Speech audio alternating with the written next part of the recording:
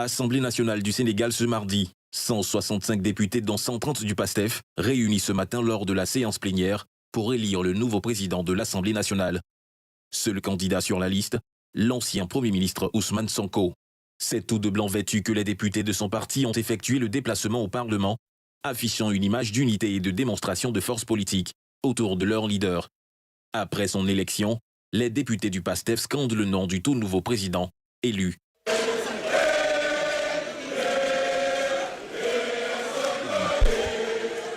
Élu à 132 voix sur 133 exprimées, Ousmane Sonko revient donc en force au Parlement, malgré ses divergences avec le président Bassirou Diomaye Faye, issu du même parti.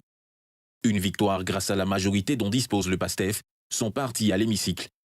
À la tête de l'Assemblée nationale, Ousmane Sonko, dans son discours, est revenu sur les défis qui l'attendent. Je veux rassurer que je n'utiliserai pas cette responsabilité pour organiser le chaos institutionnel. Je n'utiliserai pas, et aucun député avec moi, je n'utiliserai pas cette assemblée pour nourrir des vendettas personnels. Ce serait trahir notre propre combat. Désormais, une question se pose. Le Parlement coopérera-t-il avec le président Faye pour gouverner et passer des réformes dans le pays qui fait face à des graves difficultés économiques? Cette élection, faut-il le souligner, a été boycottée par l'opposition, qui la qualifie d'un coup d'État constitutionnel. Et on vient de l'apprendre, le PASTEF a produit un communiqué de son comité exécutif. PASTEF, les Patriotes, constate que certains de ses membres ont été contactés par les services de la présidence de la République pour être invités à une consultation en vue de la formation d'un gouvernement. PASTEF, les Patriotes, parti majoritaire, réitère sa disponibilité à accompagner le président de la République dans le cadre d'une collaboration franche et responsable dans l'exécution des politiques publiques. Toutefois, cette collaboration doit se faire suivant des orientations programmatiques claires, comportant notamment l'engagement à rester fidèle au programme qui a élu le mouvement en 2024, la clarification des perspectives dans la gestion de la dette souveraine, le blocage des mesures de hausse du coût de la vie, la poursuite des renégociations des contrats stratégiques, la lutte contre la corruption et le contrôle des fonds opaques, la gestion des affaires judiciaires, enfin la structure et la répartition des portefeuilles ministériels. Ces discussions devront se tenir non pas individuellement avec les militants, mais avec le cadre institutionnel habilité du parti. Par conséquent, tout militant du parti qui s'y rendra aura agi à titre personnel, signé aujourd'hui 26 mai 2026. Que vous inspire cette actualité, Cheikh Omar Doumbia? D'abord le discours de Sonko, son élection à la tête de l'Assemblée nationale, ensuite la suite des événements marqués notamment par ce communiqué. Dans le discours, déjà, ce que j'ai apprécié, c'est une volonté affirmée de ne pas se servir de l'institution pour bloquer le travail gouvernemental. C'est très important. Moi, c'était l'inquiétude numéro 1 hier. Ce que Sonko est en train de tenter de faire pourrait être beaucoup plus dangereux que ce que lui-même il comprend. Parce que le Sénégal, au dernier référendum, c'est un pays avec un régime présidentialiste, un régime présidentiel. Là, Sonko transforme de fait. C'est ce qu'il est en train de tenter. Quand il dit aujourd'hui que le PASTEF, c'est à la fois un parti majoritaire à l'opposition et à la majorité, c'est qu'il essaye de transformer le Sénégal en un pays, en tout cas parlementaire de fait. Que le dictat soit parlementaire et que ce soit le dictat que tous les pouvoirs soient concentrés au niveau du législatif. Et ce qu'il réussit à faire, c'est de dire que, bon, par mesure de partisanisme, et c'est là encore ce qui est beaucoup plus dangereux pour le fonctionnement institutionnel du pays, c'est de dire, oui, nous sommes prêts à agir, nous sommes prêts à contribuer, mais selon simplement les termes du PASTEF. Et le pays ne peut pas être régi selon simplement les termes du PASTEF. Donc, par conséquent, le président a ses marges de manœuvre moins bruyants, moins exprimées, parce que bon, c'est l'exécutif, c'est le chef de l'État, il ne fera pas tout un discours tout le temps. Mais je pense que Diomaye comprend exactement ce qui se passe et a une idée claire en déjà choisissant un Premier ministre qui n'est d'aucun bord, donc assurer la neutralité de cette institution, qui renforce lui-même sa propre neutralité, parce que lorsqu'il a décidé de quitter ses fonctions militantes au sein du parti, c'était dans ce souci de diriger le Sénégal de façon neutre. Et les consultations qui sont ouvertes impliquent tout le monde, contrairement à ce qu'un impulsif ou un immature de dirigeant aurait fait rapidement fermer la porte au PASTEF ou tenter le bras de fer. Diomaye continue de consulter tout le monde, consulter tout le Sénégal, pour créer cette cohésion nationale à laquelle il tient énormément et par laquelle je suis convaincu qu'il réussira à sortir le Sénégal de là. Et c'est la tradition démocratique sénégalaise, c'est cette cohésion nationale et Diomaye assure bien évidemment ce rôle. Alamine Fofana? Oui, déjà moi sur le discours, j'ai été très séduit par le discours et ça donne des idées. équilibrisme politique ou pas, s'il y a une chose qui est sûre, c'est qu'Ousmane Sonko, c'est un homme politique féroce. C'est un monstre politique. Il est fait pour la politique. Et pour moi, il est difficile d'avoir Ousmane Sonko comme son opposant que président de la République. C'est-à-dire, quand il est dans l'opposition, il est très féroce. Par rapport au discours, je vois ici une analyse philosophique entre le vice et la vertu. Ce qui est intéressant dans l'histoire, c'est que d'un point de vue normatif, le débat politique se nourrit de philosophie politique. Et lorsque vous écoutez le discours d'Ousmane Sonko, il convoque Aristote, il convoque des philosophes grecs. Et des figures religieuses sénégalaises. Exactement. Sur ces premiers-là, d'abord, lorsqu'il mentionne l'ouvrage Éthique à Nicomaque, Josias se rappelle, ça c'est un classique en sciences politiques, ou dans le livre d'Éthique à Nicomaque, il donne des conseils à son fils sur la vertu. Donc, c'est ce qu'on appelle l'idéalisme aristotélicien, qui a été précédé par l'idéalisme platonicien. Donc, il se positionne directement comme celui qui va faire l'apologie de la vertu, donc ne pas utiliser sa position pour pouvoir mettre les bâtons dans les roues dans le fonctionnement de l'appareil gouvernemental. C'est une déclaration. Mais est-ce que sur la continuité, ça sera effectif? Point d'interrogation. L'autre chose aussi qui est assez intéressante, c'est qu'on rentre dans le débat du peuple, qui tue le peuple au nom du peuple. Vous avez un côté le chef de l'exécutif qui dit que l'intérêt supérieur de la nation doit prendre le dessus sur les divergences personnelles. Vous avez de l'autre côté le chef, le patron du pouvoir législatif qui dit que l'intérêt supérieur de la nation doit prendre le dessus sur les individus. Donc, finalement, on dit tous la même chose, mais dans la mécanique d'application, il y a des divergences. L'autre chose aussi qui, pour moi, pourrait aider les deux hommes, avant de terminer sur ça, aujourd'hui, l'opposition donne un élément de langage à Bassirou Diomaye Faye. Aujourd'hui, on voit les vidéos d'Aïssata Tall qui dit que c'est un braquage institutionnel. Son argumentaire juridique tient, mais elle reconnaît que eux, députés, ne peuvent pas enclencher une démarche. Parce qu'ils sont en minorité. Exactement. Non, même pas parce qu'ils sont en minorité, parce que les députés au Sénégal ne peuvent pas, comment on appelle ça, initier une poursuite dans ce sens. C'est seul le président de la République qui peut le faire. Donc elle invite le président de la République, Bassirou Diomaye Faye, à demander ne serait-ce que l'avis du Conseil constitutionnel sur la légalité de l'élection d'Ousmane Sonko comme président de l'Assemblée nationale. Et elle est sûre qu'il sera démis de ses fonctions parce qu'il n'a pas respecté la procédure. Aujourd'hui, Bassirou Diomaye Faye a un élément de langage, a une carte politique et juridique à jouer. Est-ce qu'il va jouer la carte point d'interrogation? Il a couru le bruit, justement, que le président du Sénégal avait consulté le Conseil constitutionnel. Finalement, le porte-parole de la présidence de la République aurait démenti cette information. Exactement. Donc, parce que moi, je suis convaincu que ces deux hommes-là, ils ont un minimum de bon sens. Bassirou Diomaye Faye, lorsqu'il limoge Ousmane Sonko Premier ministre, c'est pas par gaieté de cœur. C'est qu'il a estimé qu'à un moment, cette donnée, c'était de trop. Même si pour moi, aujourd'hui, il a un levier. Donc, cette carte qui peut peut-être démettre Ousmane Sonko de sa fonction de président de la République, il ne va pas jouer cette carte-là au nom de la vertu. Président de l'Assemblée nationale. De l'Assemblée nationale, sauf s'il commence à être adulé. Sauf s'il commence à être adulé. Pour finir, sur la situation qui, pour moi, serait l'idéal. L'idéal, pour moi, aujourd'hui, c'est que si on s'arrête 5 secondes, on se rend compte qu'il y a deux hommes qui ont lutté pour avoir le pouvoir au Sénégal. Dans un contexte où on a sali Macky Sall de tout. Si on s'arrête 5 secondes, ils sont dans une très bonne posture. Il suffit juste de laisser le président Bassirou Diomaye Faye mener la gouvernance comme il l'entend. Même quand on dit on est de gauche, Laurent Gbagbo est de gauche, Awa Domelo est de gauche, Charles Blé est de gauche, ils ont les mêmes projets, mais ils n'ont pas les mêmes manières d'appliquer le projet. Même en littérature classique, l'auteur d'un livre, c'est celui qui écrit le livre au moment où il écrit le livre. Dès que la dernière lettre sèche, il n'en a plus l'auteur, dernière critique littéraire. Donc pour moi, ils ont la possibilité aujourd'hui de jouer quelque chose de gros. Ils sont très à l'aise d'un point de vue législatif.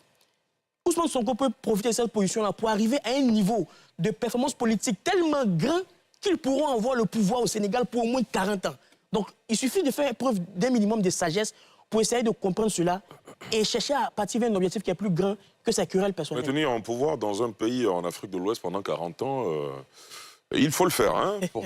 Alors, Josias Assemon, c'est à vous. Analyse. Moi, je pense que M. Sonko, désormais président de l'Assemblée nationale, c'est la continuité de ce qui avait déjà commencé lorsqu'il était Premier ministre. Parce que si on regarde le fond du problème, c'est divergence au niveau de la gestion, divergence au niveau des objectifs depuis qu'ils sont à la gestion. Et dans son discours, il a aussi signifié, et ça c'est très intéressant pour moi, il dit que je connais mon bilan en tant que Premier ministre. Et mon bilan en tant que Premier ministre s'arrêtait à partir du moment où moi on m'a chassé, si on peut le dire ainsi, de la fonction de Premier ministre. Et moi, ça me donne une impression. On est tous d'accord pour dire que c'est la grande querelle. Mais peut-être que ça, c'est une analyse même qui sort carrément du contexte, qui peut être à 2% potentiel, à 2% réalisable, à 2% réel. Mais si on est dans un autre monde, où par exemple, on est en face d'une fiction, où les deux personnalités sont en train de jouer un jeu, dans la mesure où, aujourd'hui, le pays, le Sénégal, ne peut pas contourner sa réalité, qui est celle de forcément trouver des mesures pour pouvoir répondre à sa situation économique. Et les mesures les plus intéressantes aujourd'hui, c'est par exemple d'accepter les propositions du FMI ou de grandes institutions internationales. Et on est conscient de la suite. Donc il y aura des programmes qui vont peut-être nous éloigner de notre souveraineté, qui est ce qui a été promis par M. Sonko, mais surtout le PASTEF.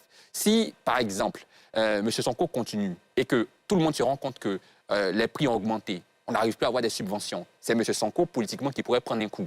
Donc peut-être qu'on se trouve dans un jeu où, ici, l'objectif, c'est d'écarter M. Sonko des coups qui potentiellement pourraient arriver sur l'exécutif, où aujourd'hui, finalement, c'est M. Diomaye seul qui est la figure. Donc si on est dans cette vision, je pense que le coup serait bien joué. Mais ce qu'on voit là déjà, c'est effectivement une sorte de rupture. Et la rupture pourrait continuer selon les pas ou les cartes qui seront jouées par les deux acteurs.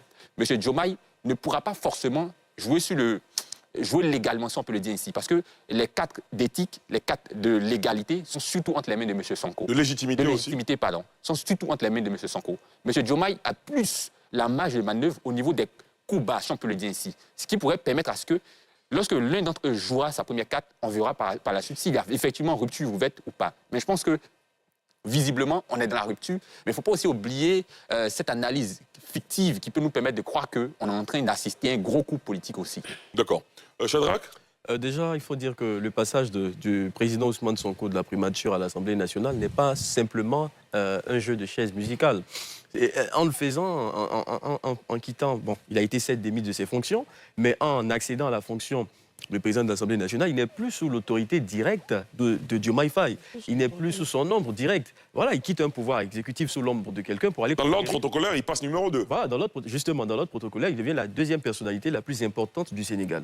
Donc il transforme ainsi le Sénégal, qui est plus ou moins présenté comme un régime présidentiel, en une sorte de régime parlementaire. Parce que tous les regards désormais... Parlementaire ou semi-présidentiel? Parlementaire ou semi-présidentiel, justement. Oui. Dans la mesure où il va focaliser maintenant les attentions des uns et des autres vers l'action parlementaire, c'est-à-dire la capacité qu'il aura de contrôler les actions de l'exécutif. Mais ce qu'il faut savoir, c'est que ce sera vraiment très difficile dans la mesure où M. Diomaye Faye sera confronté à une opposition. Il faut le dire. Ousmane Sonko l'a bien dit, il ne va pas utiliser l'Assemblée nationale comme une volonté, comme un mécanisme pour se venger entre griffes du président Diomaye Faye, mais ce sera difficile dans la mesure où si le programme que veut appliquer le président Diomaye ne va pas dans le même sens que ce qui a été promis lors de la campagne, qui est le projet du PASTEF, sur la base duquel ils ont été élus, ce n'est pas sûr que ces projets-là puissent passer à l'Assemblée nationale. Lorsqu'on parle, par exemple, de proximité avec le Fonds monétaire international, lorsqu'on parle, par exemple, de rapprochement avec cette histoire de CFA, Ousmane Sonko n'est pas d'accord, le PASTEF n'est pas d'accord. Et rien qu'à voir la posture du député sénégalais Guy Marius Sagna, on se rend compte effectivement que si le président Diomaye Faye veut prendre des réformes qui vont dans le sens contraire à ce qu'ils ont décidé, eh bien, ça ne passera pas à l'Assemblée nationale. Ils lui opposeront, ils lui présenteront une opposition farouche. Ce que Ousmane Sonko sera dans la mesure de faire, c'est de jouer le rôle d'arbitre, de chef d'institution, plus ou moins d'animer, de coordonner les débats, de sorte à éviter les débordements. Mais ceux qui seront la figure de proue, qui seront au devant de la scène, ce sont les députés sénégalais du PASTEF qui refuseront les réformes du président sénégalais si elles ne sont pas en accord avec le projet sur la base duquel le PASTEF est arrivé au pouvoir. Alassane? La boîte de Pandore est ouverte. Et je pense que celui qui a ouvert la boîte de Pandore, c'est le président Bassirou Diomaye Diakhar Faye. Pourquoi? Quand j'observe la posture des militants du PASTEF, je tire la conclusion que si Ousmane Sonko lui-même était dans la posture de Bassirou Diomaye Diakhar Faye aujourd'hui, il lui aurait opposé la même résistance. À la vérité, ce n'est pas tant l'homme Ousmane Sonko qu'ils sont en train d'idéaliser, qu'ils sont en train de suivre. Ils idéalisent ce qu'ils ont appelé le projet. Un projet qu'ils ont porté pendant la législative de 2017, ensuite pendant celle de 2022, et enfin pendant la législative dernière de novembre 2024. Projet sur la base duquel le président Diomaye Faye a été élu. Et le projet transcende d'ailleurs de façon si éloquente les hommes que Diomaye Faye, qui n'était connu d'aucun Sénégalais de façon générale, en dehors des militants de son parti, dont le nom ne voudrait rien dire à personne avant mars et avril 2024, a été élu au premier tour d'un scrutin, même pas disputé, contre un Amadou Ba. Est-ce que c'est pas trop dur de l'évoquer de cette façon? C'est extrême. Alors non, est-ce que c'est pas trop dur quand on sait que Diomaye Faye a été là quand même présent aux premières heures du PASTEF? dire qu'il n'a pas le même niveau de popularité, de légitimité que Ousmane Sonko, on l'entend. Mais tel que vous le dépeignez, c'est comme si c'était quelqu'un qui était considéré comme presque le néant au Sénégal. Ce n'est pas un parvenu. Le président, et je l'ai dit ici hier. Bah, je suis heureux de vous l'entendre dire. Ce n'est pas un parvenu. C'est une tête bien faite. Dites-le avec conviction. Non, je le dis avec conviction. Ce n'est pas un parvenu. C'est une tête bien faite. C'est un monsieur qui a toute sa valeur. C'est un chef d'État qui mérite le respect dû au rang de chef d'État. Seulement, ceux grâce à qui vous êtes devenu chef d'État ne se reconnaissent plus dans la ligne de gouvernance que vous adoptez. Ils estiment que vous êtes en train de vous mettre en porte-à-faux des valeurs que nous défendons et de ce que nous avons voulu défendre comme idéal pour le Sénégal. Et cela, il faut pouvoir donc le réaliser. Ousmane Sonko, aujourd'hui, à l'Assemblée nationale, et je l'avais d'ailleurs écrit dès lors que son limogeage est intervenu, Ousmane Sonko, à l'Assemblée nationale, va être plus un problème pour la gouvernance du président Bassirou Diomaye Faye qu'une solution. Mais à entendre son discours aujourd'hui, visiblement, il n'est pas dans cette logique. Non, ah non. Ah si, non. il dit d'abord, il salue la nomination d'un cadre avec qui il a cohabité à la primature pendant 1 an et demi, en l'occurrence le nouveau Premier ministre. Il dit que Pastef est ouvert à contribuer à la constitution du futur gouvernement. Le communiqué qu'on a lu tout à l'heure le précise. Très bien. Ça, c'est donc il est dans de bonnes dispositions, visiblement. Ça, c'est la première partie. Il dit aussi que ce n'est pas possible de faire du Pastef sans Pastef. Ça, c'est la première partie de ce qu'il dit. La deuxième partie de ce qu'il dit, c'est qu'avant même de terminer sa phrase, il rappelle qu'il a des divergences profondes avec Ahmadou Al-Aminou Lo sur la question monétaire, par exemple. Et il va jusqu'à dire qu'il n'a pas été associé aux consultations pour la nomination d'un Premier ministre et il n'est pas aussi associé, son parti en tout cas, n'est pas associé aux consultations pour la composition d'un gouvernement à l'heure actuelle. Donc, ce qui veut dire que le dialogue est pour le moment certainement rompu entre les deux hommes. Le président Diomaye Faye veut assumer son destin de chef d'État, de président de la République, mais ça ne sera pas en tout cas sans compter sur la ténacité d'un Ousmane Sonko qui dit défendre la vérité et qui cite Cheikh Ahmadou Bamba sur la capacité de l'homme à rester fidèle à ses engagements. Je n'ai qu'une seule minute malheureusement. Je la donne à qui vous êtes d'accord? Je la donne à Cheikh Oumar. Allez-y. Déjà, premier élément, la question même de dire qu'aujourd'hui, ce qu'est devenu Diomaye est en contradiction avec le projet, moi je ne suis pas d'accord. Le projet, quand il a été proposé pour la première fois, il a été révisé après. D'accord? Révisé à 4 reprises. Après chacune des élections que vous avez citées, le projet a été révisé. Donc, considérons que la révision du projet après chaque révision, après l'élection de Diomaye en qualité de président, avec les nouvelles données qui sont disponibles, avec les nouvelles fonctions acquises par le parti, le projet doit pouvoir être révisé. Et révision veut certainement dire amélioration. Si aujourd'hui Diomaye est en posture de dire qu'à ma qualité de chef d'État, précédemment secrétaire politique du PASTEF, je peux améliorer le projet en tenant compte de toutes les réalités que j'ai découvertes, mais bien évidemment, les questions que vous posez, Diomaye a répondu à ces questions. Je vais y arriver. Les questions que vous posez, Diomaye, il y a répondu depuis fort longtemps. Dès son élection, premier élément, il dit « Je n'ai pas été élu que pour ceux qui ont voté pour moi. Je suis le président de tous les Sénégalais. » Première sortie, il le dit. Même ceux qui n'ont pas voté pour moi, il précise « Je suis votre président. » Et nous devons travailler ensemble pour pouvoir y arriver. C'est la base du projet. Donc c'est ce qu'il faut pouvoir comprendre, que le projet est une réalité, il en tient compte, mais qu'il ne se ferme pas non plus à l'application de mesures qui seraient profitables aux Sénégalais, même si le PASTEF n'y croit pas. Très bien, nous sommes malheureusement au terme de cette émission. Ce débat, il est passionnant, évidemment. Plus les jours passent, plus on aura de quoi se mettre sous la dent en ce qui concerne cette actualité sénégalaise. Merci en tout cas d'être venu répondre aux questions de la quotidienne info. Merci à vous, Shadrack Bogué, Cheikh Oumar Doumbia, à Lamine Fofana, Josias Assemon et à Alassane Drabois.